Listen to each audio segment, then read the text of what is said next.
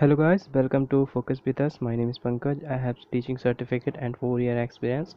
और इस हमारे चैनल पे फोकस विद अस पे गवर्नमेंट एग्ज़ाम के तहत जैसे UPSC, UP triple SC, UPPSC, state level exams या वन डे एग्ज़ाम्स, चाहे एसएससी हो, रेलवे हो, जो भी एग्ज़ाम्स कराते हैं उनमें मोस्टली हर सब्जेक्ट की क्लासेस हमारे इस चैनल पे अवेलेबल रहेंगी।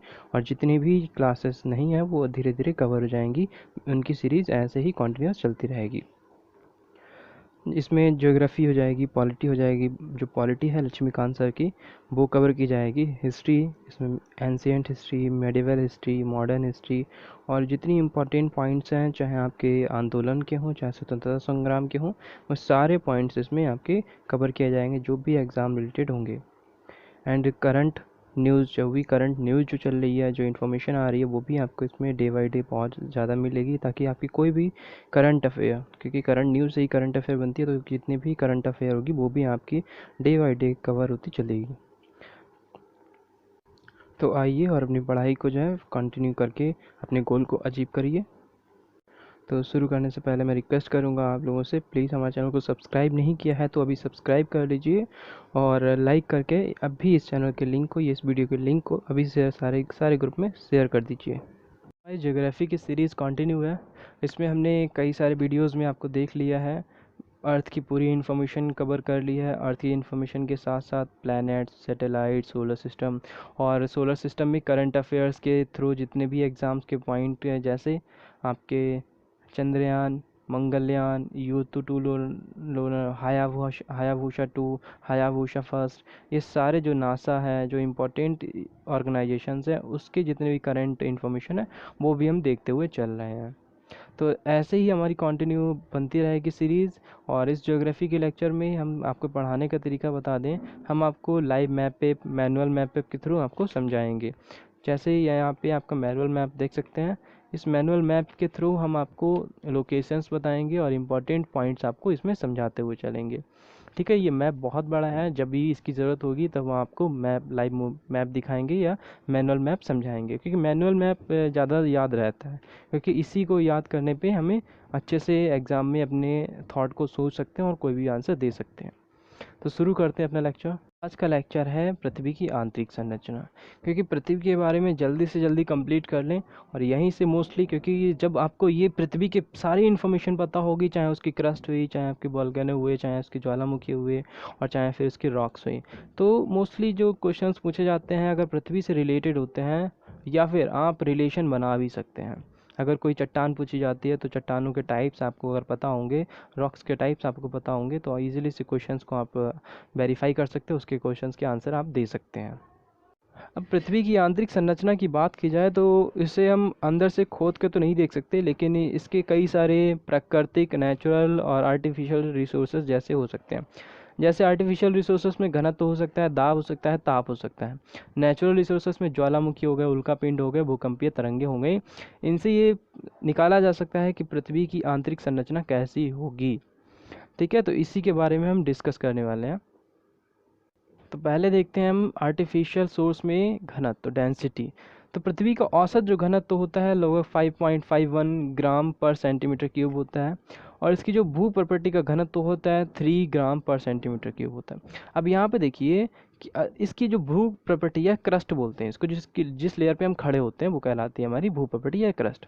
तो जो क्रस्ट का अगर घनत्व 3 ग्राम पर सेंटीमीटर क्यूब है, और पृथ्वी का औसत घनत्व 5.51 ग्राम पर सेंटीमीटर क्यूब है, इसका मतलब है इसके जो अंदर है, यानी इसके अंदर का पार्ट है, इसके अंदर का घनत्व जो होगा बहुत ज़्यादा होगा।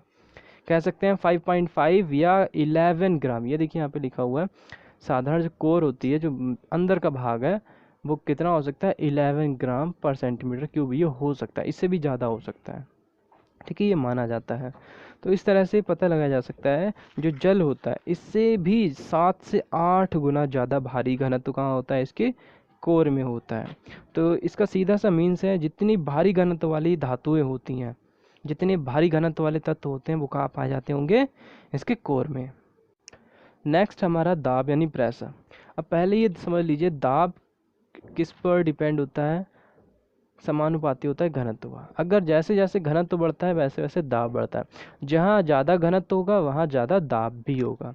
अब तो सिंपल सी बात है, जहाँ पर ज़्यादा घनत्व यानी कि कोर पर अगर ज़्यादा घनत्व है तो ज़्यादा दाब भी कहाँ होगा, कोर पर होगा। ये बात समझ लीजिए। यानी चट्टानों के जो भार होते हैं वो कहाँ लिए जा सकते हैं, सबसे गहराई में। तो सबसे ज़्यादा भार कहाँ होता है उनकी, सबसे अंदर गहराई में, चट्टानों के सबसे निचली भाग, चट्टानों का जो निचली भाग होता है वहाँ पे सबसे ज़्यादा घनत्व होता है और वहीं पे सबसे ज़्यादा घनत्व वाली वस्तुएं खोजी जा सकती हैं। ये इस रिसोर्सेज के थ्रू पता लगाया जा सकता है। फिर थर्ड है हमारा तापक्रम या टेम्परेचर बोल सकते हैं इसको। तो सामान्य रूप से जो प्रत्येक 32 मीटर की गहराई अगर हम खोदते हैं तो उसमें हमें 1 डिग्री सेंटीग्रेड की वृद्धि मिलती है। अगर 32 खोदा फिर 64 खोदा तो 2 डिग्री मिलेगा। इस तरह से अगर हमने 1 किलोमीटर या उससे ज़्यादा खोदा तो हमें 1 डिग्री की वृद्धि होती मिलेगी। लेकिन अगर 100 किलोमीटर की गहराई खोदते हैं तो हमें 12 डिग्री सेंटीग्रेड की ही वृद्धि मिलती है। ऐसे तो बहुत सारी डिग्री हमें मिलनी चाहिए, लेकिन यहाँ पे केवल हमें 100 किलोमीटर की गहराई में मिल रही है 1200 डिग्री सेंटीग्रेड। ये होता क्या है अभी हम बताएंगे आपको। और अगर फिर 300 किलोमीटर की और गहराई खोदते हैं तो केवल हमें 2 डिग्री के सेंटीग्रेड की वृद्धि मिलती है। तो अब यहाँ समझिए, पहले हमने बिल्कुल अंदर का पार्ट है, ठीक है, अंदर का पार्ट है, उसमें टेम्परेचर क्या होता है, सबसे ज़्यादा होता है। तो जहाँ सबसे टेम्परेचर ज़्यादा होगा वो क्या कर रहा है, बाहर के पार्ट को ज़्यादा टेम्परेचर भेज रहा है। तो बाहर टेम्परेचर ज़्यादा जा रहा है तो इसके बाहर का टेम्परेचर ज़्यादा है यहाँ पे, और फिर उसके बाहर का टेम्परेचर और ज़्यादा है। तो अंदर का, जैसे ये लोहे की रॉड समझ लीजिए, लोहे की रॉड यहाँ पे गर्म कर रहे तो बाहर धीरे हल्की गर्म होगी। तो सेम यहीं पे वही कंडीशंस अप्लाई होती है, ठीक है। तो इस तापीय संवहन तरंगों के रूप में ये धीरे धीरे बढ़ती रहती है, इसे ही तापीय तरंगों का संवहन कहा जाता है। अब देखते हैं हम नेचुरल रिसोर्सेस। तो नेचुरल रिसोर्सेस में आपके ज्वालामुखी हो गया, भूकंप हो गया, भूकंप विज्ञान हो गया, उल्कापिंड साक्ष्य हो गया। तो यहाँ पे देख लीजिए ज्वालामुखी पहले क्रिया। तो ज्वालामुखी क्रिया क्या, ज्वालामुखी के जब फूटता है तो इससे निकलता है लावा यानी कि मैग्मा निकलता है, जिसके आधार पर ये पता लगाया जा सकता है पृथ्वी की गहराई में कहीं ना कहीं ऐसी जो परत होगी जो तरल रूप में हो, यानी कि अंदर कैसी परतें होंगी, लिक्विड फॉर्म में होंगी। क्योंकि लावा कैसा होता है, लिक्विड होता है, तो लिक्विड फॉर्म में अंदर होगा। और इसी जो परत को कहा जाता है मैग्मा भंडार या लावा भंडार कहा जा सकता है, ठीक है। तो इस तरह से उन क्रस्ट की पहचान की जा सकती है कि किस क्रस्ट पे किस मोटाई पर कौन सी परत आपकी स्थित है, किस परत पर किस लेयर, कौन सी लेयर ठोस है सॉलिड है, कौन सी लेयर लिक्विड है, कौन सी लेयर लावा है मैग्मा है। ये डिसाइड किया जाता है ज्वालामुखी क्रिया से। भूकंप विज्ञान क्या बताता है, भूकंप विज्ञान में हम एक यंत्र यूज़ करते हैं जो कहते हैं सिस्मोग्राफ यंत्र। तो सिस्मोग्राफ यंत्र ये आकलन करता है और बताता है कि पृथ्वी की किस लेयर पर भूकंप आया है, आंतरिक लेयर पे, बाहरी लेयर पे, या और अंदर अंदर की लेयर पे, जिसे पातालीय लेयर भी बोल सकते हैं। तो किस लेयर पे भूकंप आया है ये सिस्मोग्राफ यंत्र हमें बताता है, जिसके कारण ये समझा जा सकता है कि भूकंप की स्थिति और पृथ्वी की लेयर्स की स्थिति क्या होगी। फिर है उल्कापिंड साक्ष्य, मतलब उल्कापिंड जब टूटते हैं तो गिरते हैं तो क्या होता है, जब गिरते हैं तो बड़े बड़े गड्ढे हो जाते हैं, जो क्रस्ट होती है वो बर्बाद हो जाती है, टूट जाती है और गड्ढे हो जाते हैं, जिनसे भारी पदार्थ जो होते हैं बाहर निकल आते हैं। और इन्हीं भारी पदार्थों से अनुमान लगाया जा सकता है कि पृथ्वी की आंतरिक संरचना कैसी होगी। अब देखते हैं पृथ्वी की रासायनिक संगठन एवं विभिन्न परतें, ठीक है।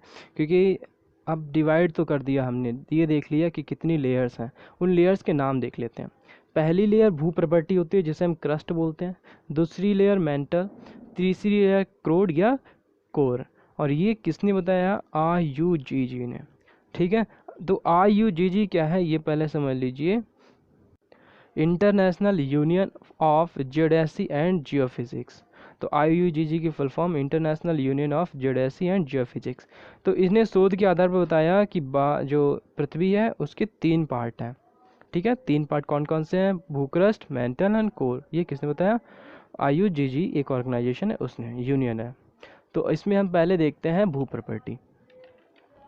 तो अगर भू प्रॉपर्टी देखें तो IUGG ने इसकी औसत मोटाई लगभग 30 किलोमीटर मानी है, ठीक है, 30 किलोमीटर मानिए।